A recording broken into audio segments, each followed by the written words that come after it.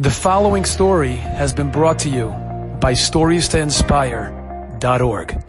Rabbi Tzipora Heller sent out this story. I don't know exactly when. The way social media works, by the time you get it, it could be it's 10 years later.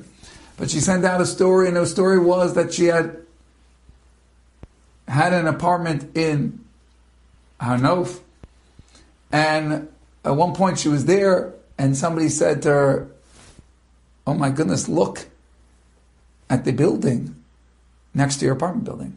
And they're going up right next to her apartment. They were in the middle of construction of another tall apartment building. And today, as she looked over it, she saw something quite frightening. That the side of the building that was facing her home, her apartment, seemed to be sinking into the ground, and the entire building was tilting over, threatening to collapse. You can imagine authorities were called, police were called. They came and they investigated, and sure enough, that was exactly what was happening. The wall of the building was sinking. It was going to collapse. The entire building had to be demolished, taken down. The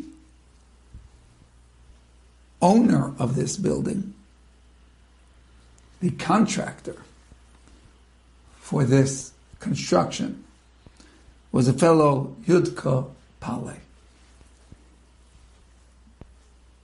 And you can imagine all the tens and tens of families that invested all their money in purchasing their apartments. They had already expected that at a certain time they would be able to move into these apartments. Now what do? These apartments won't be ready. They'll have to rent. After putting around all that investment into these apartments that they purchased, will they be able to afford it?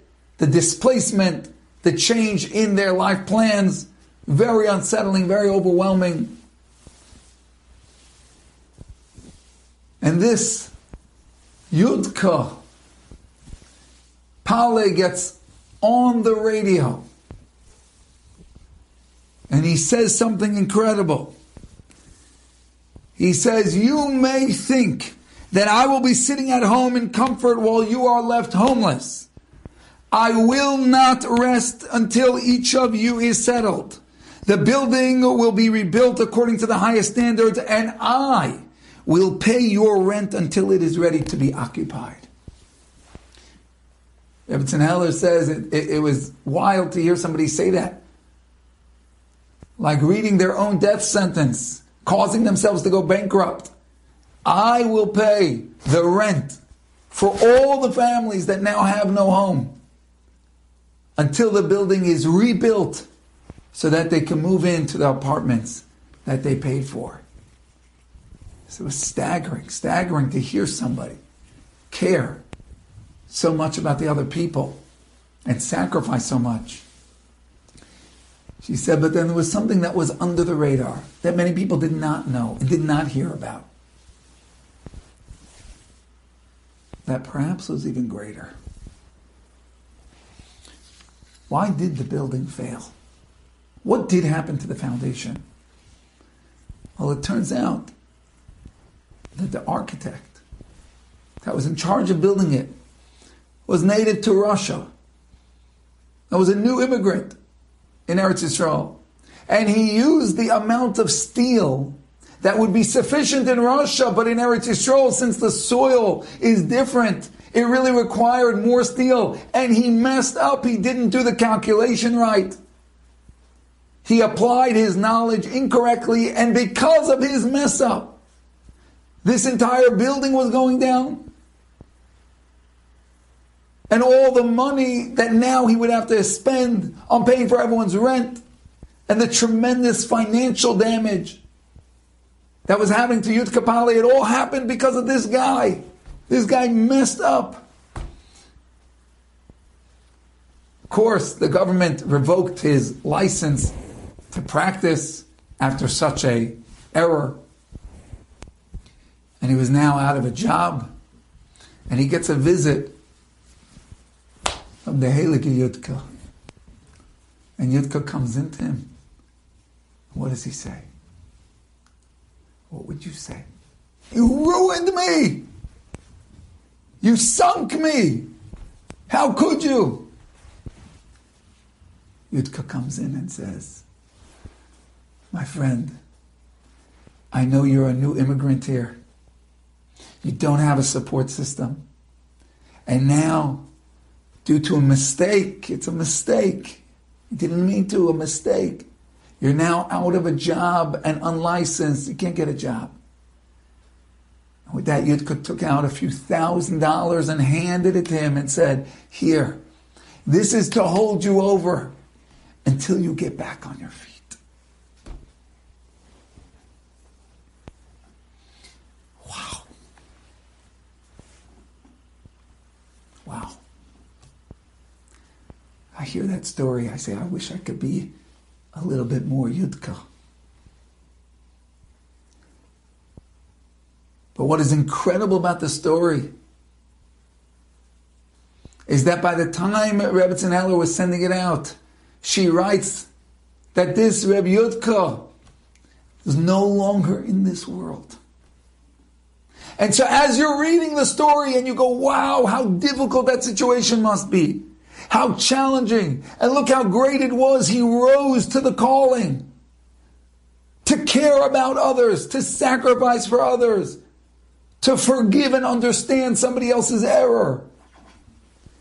To control his anger. But when you know that as you're reading that story, which probably was a great challenge in his life, which took a lot of stretching of who he was and his personality, now already he's in Olam Haba. And those challenging moments where he stood by Maisim Tovim at good deeds, correct, proper behavior.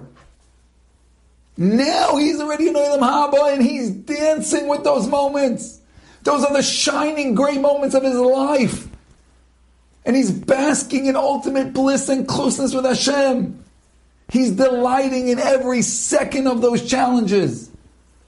In every inch that he had to stretch himself. In every drop of discomfort. All of that is now shining and sparkling as the greatness, his legacy, his essence, his bond with Hashem. He's dancing about how lucky he was and is to have chosen correctly at those moments. My friends, in Olam Haba, we're for sure going to be dancing and we're going to know the truth. That the Iker told us at Tzadikim, the true legacy of our lives is our mitzvahs, our Maisim Tovim. The things we do right when we choose to behave the way Hashem wants to behave. When we choose to chase the Torah and chase our connection with Hashem. In the next world, we're going to see it so clearly. We're going to know that's what mattered. What Parashas Noach is screaming to every one of us is be Yudka now. Have the vision now. Today, when you go out and challenges face you, and choices open up in front of you, right and wrong, nice and mean, patient or angry, giving or taking, chasing mitzvahs, or sitting and watching them go by. Our legacy, our essence, our true achievement in life is our mitzvahs and our moments when we grabbed Maisim Tovim. And those will be with us forever and ever. Enjoyed this story? Come again. Bring a friend. StoriesToInspire.org